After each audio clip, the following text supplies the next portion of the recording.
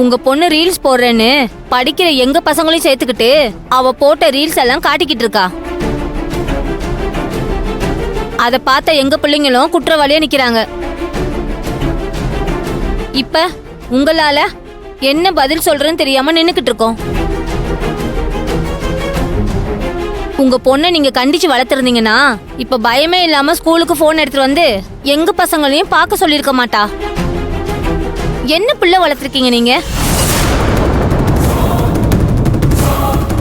நீங்க சொல்ற மாதிரி நான் என் பொண்ணு பொறுப்பு இல்லாம வளர்க்கலங்க. கண்டிப்போட தான் வளர்த்தேன். கொஞ்ச நாளைக்கு முன்னாடி கூட போன் வேணும்னு கேட்டா.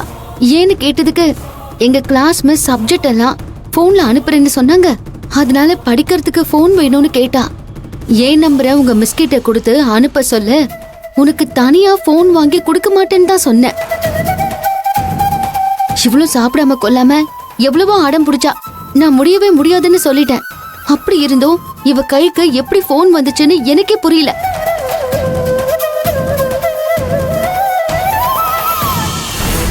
மது சொல்லு, உனக்கு எப்படி இந்த போன் வந்துச்சு சொல்லு.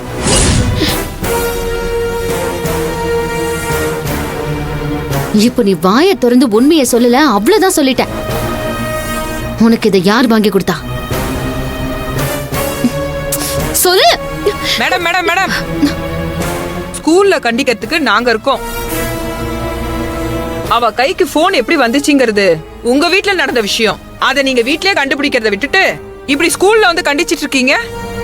சாரி மேடம், ஒரு எமோஷனல்ல கைய ஓங்கிட்டேன்.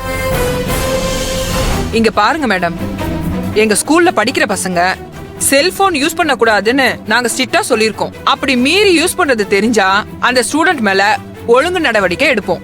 உங்க பொண்ணு கெடுறது மட்டும் இல்லாம மத்த ஸ்டூடெண்ட்ஸையும் சேர்த்து கெடுத்துட்டு இருக்கா.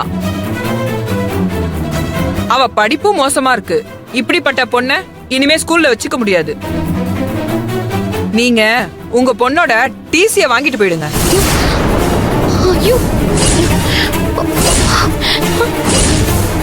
ஐயோ, என்ன மேடம் சொல்றீங்க? என் பொண்ணுக்கு டிசி கொடுக்க போறீங்களா? ஆமாங்க, இப்படி ஒரு மோசமான பொண்ணு எங்க ஸ்கூலுக்கு தேவையே இல்ல. ஐயோ கடவுளே, பிரின்சிபல் மேம் எனக்கு டிசி கொடுக்க போறேன்னு சொல்றாங்களே. மேடம், அப்படிலாம் என் பொண்ணு வெளியில அனுப்பிடாதீங்க. இவளோட ஃபியூச்சரே ஸ்பாயில் ஆயிடும். Please madam. அதெல்லாம் முடியாதுங்க. ஒரு ஸ்டூடெண்ட் சரியா படிக்கலன்னா அதுக்கு ஸ்பெஷல் கேர் எடுத்து நல்ல முறையில படிக்க வைக்க நாங்க ட்ரை பண்ணுவோம். ஆனா டிசிப்ளின் இல்லாத ஸ்டூடெண்ட்ட எங்களால வச்சுக்கிட்டு சகிச்சிட்டு இருக்க முடியாது. ஒரு நிமிஷம் கூட எங்க ஸ்கூல்ல வச்சுக்க முடியாது. மேடம், இந்த ஒரே ஒரு முறை இவளை மன்னிச்சிருங்க. உங்களுக்கு கெஞ்சி கேட்டுக்கிறேன். Please madam.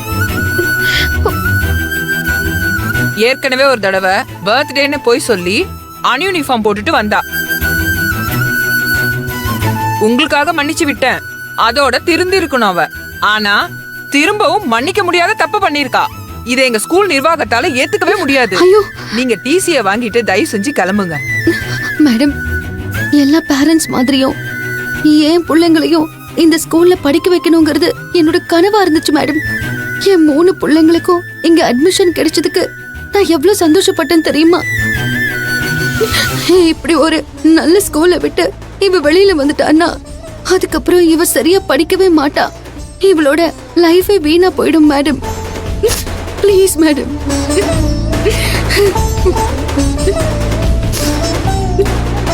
ஏன்டி இப்படி பண்ண?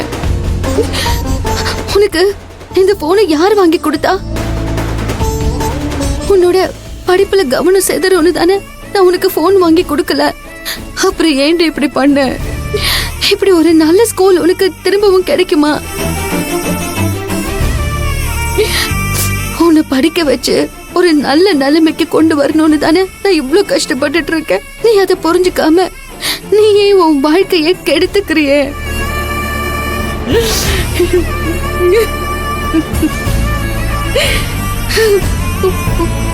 அவங்க அழுகிறத பார்த்தா பாவமா இருக்கு மேடம். மேடம், கடவுள் ஸ்தானத்துல இருந்து என் பொண்ண இந்த ஒரு முறை மன்னிச்சிருங்க.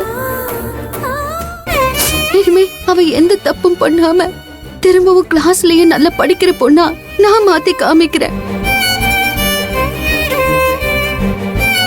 Please madam. சரிங்க, உங்க வார்த்தைக்கு மதிப்பு கொடுத்து திரும்பவும் உங்களுக்காக உங்க பொண்ணை மன்னிக்கிறேன். Thank you madam, thank you. அவ இங்கேயே படிக்கட்டும், நான் அலோ பண்றேன். ஆனா அவளுக்கு குறைஞ்சபட்ச பனிஷ்மெண்டா 1 வாரத்துக்கு சஸ்பெண்ட் பண்றேன். இதான் லாஸ்ட் வார்னிங். 1 வாரம் சஸ்பென்ஷன் முடிஞ்சு வரப்ப உங்க பொண்ணு டிசிப்ளின் ஆகும். படிப்புல மட்டும் கவனமா இருக்கிற மாதிரி நீங்க பாத்துக்கோங்க. நிச்சயமா மேடம். என் பொண்ணு திரும்பவும் ஸ்கூலுக்கு வரப்போ நீங்க எதிர்பார்க்கிற குவாலிட்டியோட வருவா. என்ன நம்புங்க ப்ளீஸ் மேடம். சரி, நீங்க அவளை கூட்டிட்டு போங்க. Thank you madam.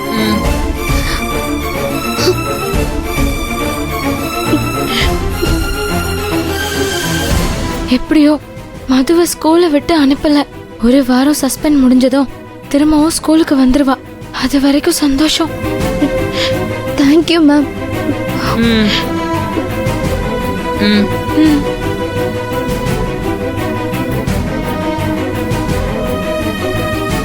நீங்க உங்க பசங்களை கூட்டிட்டு போங்க.